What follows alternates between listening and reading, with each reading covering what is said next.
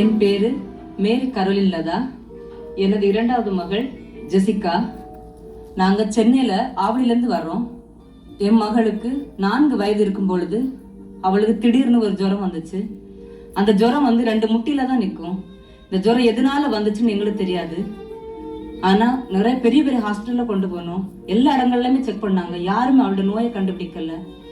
அதுக்கப்புறமா நாங்கள் கண்டுபிடிச்சோம் செக் பண்ணி, ரொமட்டாய்டு ஆர்த்ரைட்டிஸ், அதாவது முடக்குவாதம்.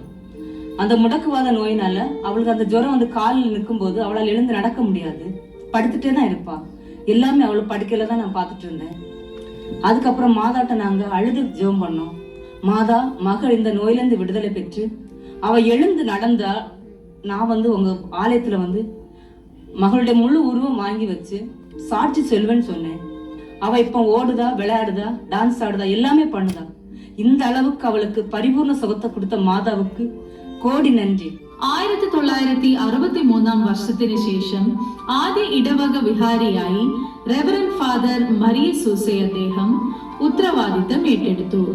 അദ്ദേഹം തമിഴ് ചിത്രങ്ങളിൽ പ്രശസ്തിയായ കലാകാരന്മാരെ കൊണ്ട് അണ്ണി വേലാങ്കണ്ണി എന്ന ചലച്ചിത്രം എടുത്ത് അമ്മയുടെ പ്രശസ്തി എല്ലാ ദിശകളിലും അറിയപ്പെടാൻ കാരണമായി.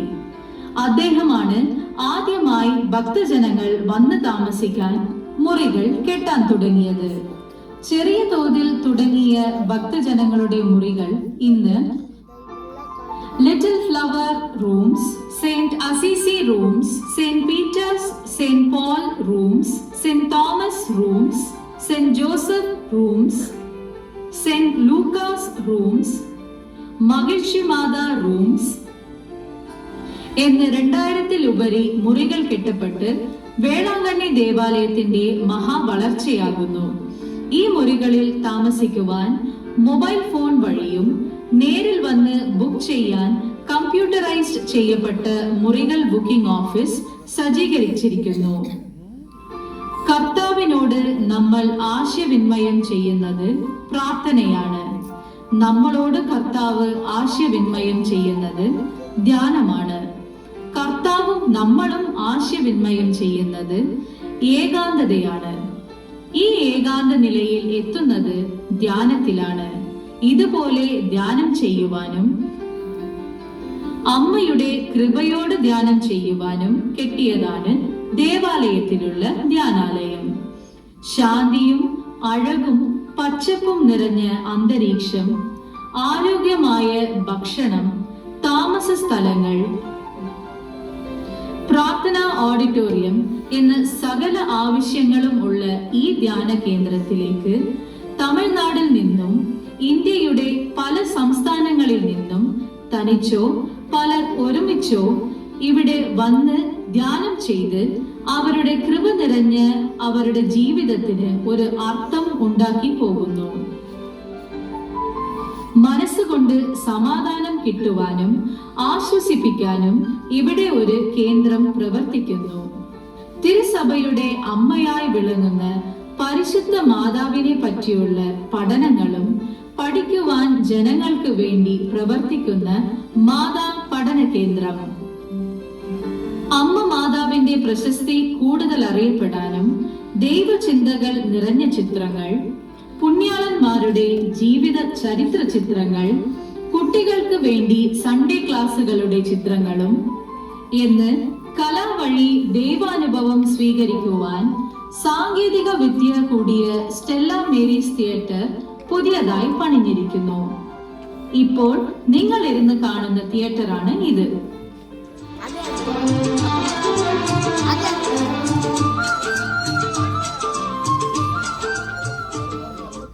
ദേവാലയത്തിൽ വരുന്ന സംഭാവനകൾ വലിയ ഭാഗം ദേവാലയത്തിന്റെ വളർച്ചയ്ക്ക് വേണ്ടി മാത്രമല്ലാതെ സാമൂഹിക സേവനത്തിന് വേണ്ടിയും പഠന കാര്യങ്ങൾക്ക് വേണ്ടിയും ചെലവ് ചെയ്യപ്പെടുന്നു.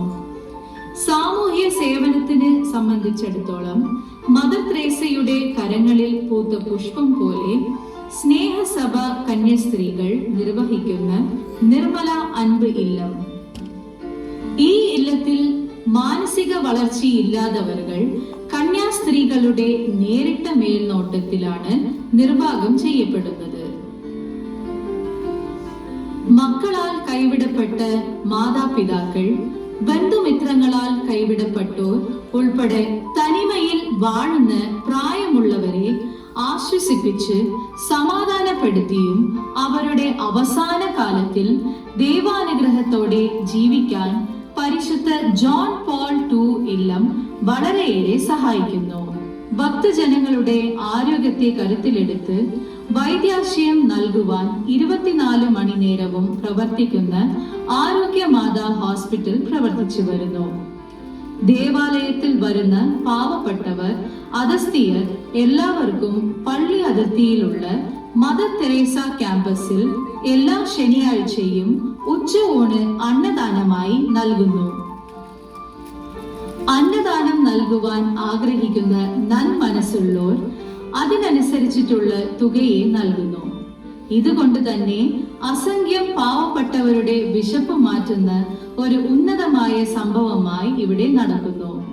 വിദ്യാഭ്യാസം നൽകുവാൻ വേളാങ്കണ്ണി ഒപ്പം അതിന് ചുറ്റുപാടുമുള്ള പാവപ്പെട്ട കുട്ടികൾക്ക് വേണ്ടി മാത്രം തുടങ്ങപ്പെട്ടതാണ് പരിശുദ്ധ ആരോഗ്യമാതാ പ്രാഥമിക വിദ്യാലയം, പരിശുദ്ധ Arogyamata higher secondary school, Infant Jesus creche ഒപ്പം പ്രാഥമിക വിദ്യാലയം, വേളാങ്കണ്ണിയുടെ ഭാഗമായിട്ടുള്ള തെക്ക് പൊയ്കെ നല്ലൂരിലുള്ള പരിശുദ്ധ ആരോഗ്യമാതാ മിഡിൽ സ്കൂൾ എന്ന് 4 വിദ്യാലയങ്ങളിലും പാവപ്പെട്ട കുട്ടികൾ താമസിച്ച് പഠിക്കുവാൻ പറ്റുന്ന രീതിയിൽ ആൺകുട്ടികൾ തനിയെ, പെൺകുട്ടികൾ തനിയെ താമസിച്ച് പഠിക്കുവാൻ പറ്റുന്ന ഹോസ്റ്റൽ സൗകര്യത്തോടെ പ്രവർത്തിച്ചു വരുന്നു. ഇതിനുപരി കരുണൈ ഇല്ലം എന്ന കുടക്കീഴിൽ അംഗവൈകല്യമുള്ള കുട്ടികൾ, ബുദ്ധിമാന്ദ്യമുള്ള കുട്ടികൾക്ക് വേണ്ടിയുള്ള വിദ്യാലയവും പ്രവർത്തിച്ചു വരുന്നു. വെറും സ്കൂൾ വിദ്യാഭ്യാസമല്ലാതെ ഉന്നത പഠനത്തിന് വേണ്ടിയും ആർട്സ് ആൻഡ് സയൻസ് കോളേജ് പുതിയതായി തുടങ്ങപ്പെട്ടത് വേളാങ്കണ്ണിയിൽ വാഴുന്ന വിദ്യാർത്ഥികൾക്ക് ഒരു വലിയ വരമായി മാറുന്നു. വേളാങ്കണ്ണി ന്യൂസ് പേപ്പർ വിശ്വാസ ജീവിതത്തെ ബലപ്പെടുത്തുവാനും ദൈവചിന്തയിൽ മനസ്സിനെ കീഴടക്കുവാനും വളരെയേറെ സഹായിക്കുന്ന ആത്മീയ പുസ്തകങ്ങളെ അമ്മ പുസ്തകശാലയിൽ സജ്ജീകരിച്ചിരിക്കുന്നു.